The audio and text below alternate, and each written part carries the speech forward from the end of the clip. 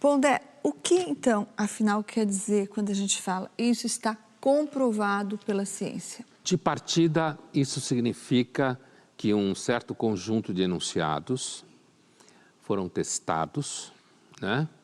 E os testes comprovaram que eles estavam certos na sua hipótese sobre X. Essa é a resposta mais simples, mais curta e uma resposta absolutamente teórica. Por quê?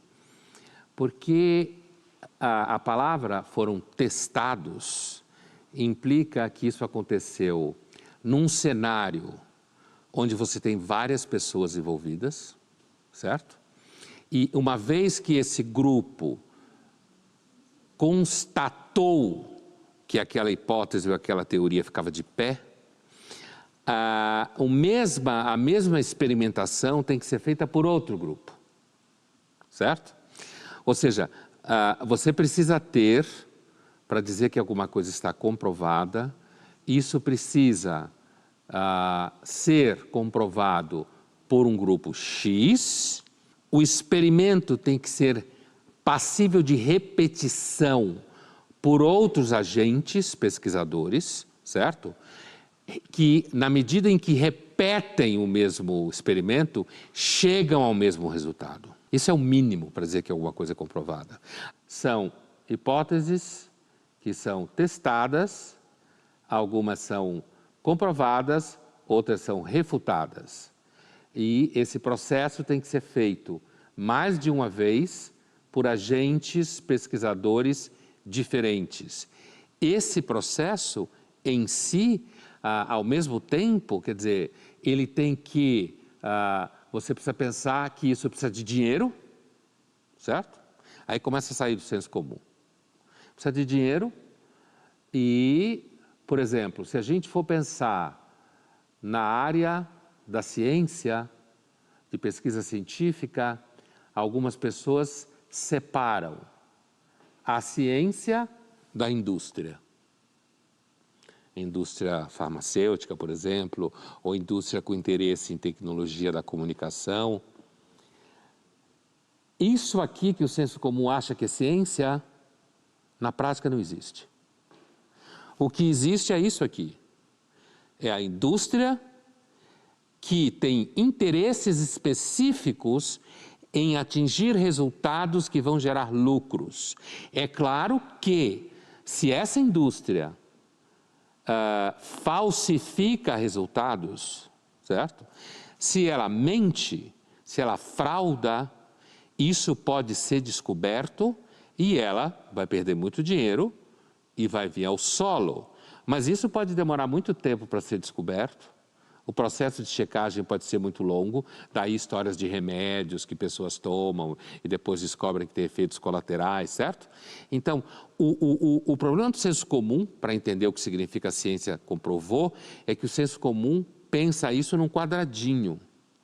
E a ciência é uma rede de relações. Pondé, então você deu uma resumida aí no que é o método científico que passa por experimentação, refutação, revisão por pares, e nada disso aparece, por exemplo, quando as pessoas falam sobre a existência da Atlântida, né? Sobre as balinhas de goma, umas balinhas de goma aí que deixam o cabelo incrível.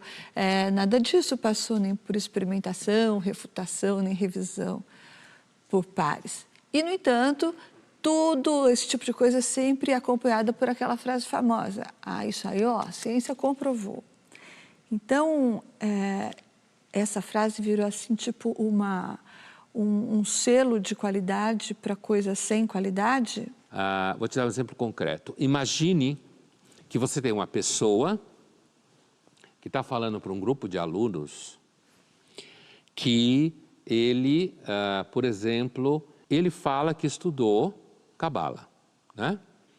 E aí, imagine que uma dessas pessoas que está assistindo ele falar, um dos alunos que está assistindo ele falar, foi preparado para tentar identificar no discurso da pessoa o quão ali tem de pseudociência, o quão ali tem dele manipular um vocabulário, tipo que está comprovado pela ciência. Então tem palavras-chave. energia é uma palavra muito comum, porque quando você fala a palavra energia, a maior parte das pessoas acha que você está falando de ciência, só porque você usou a palavra energia, né? Um outro termo que foi muito usado nesse ambiente é a palavra quântica. Falou e quântico é científico e ao mesmo tempo é porra louca, né? No senso comum eu estou dizendo.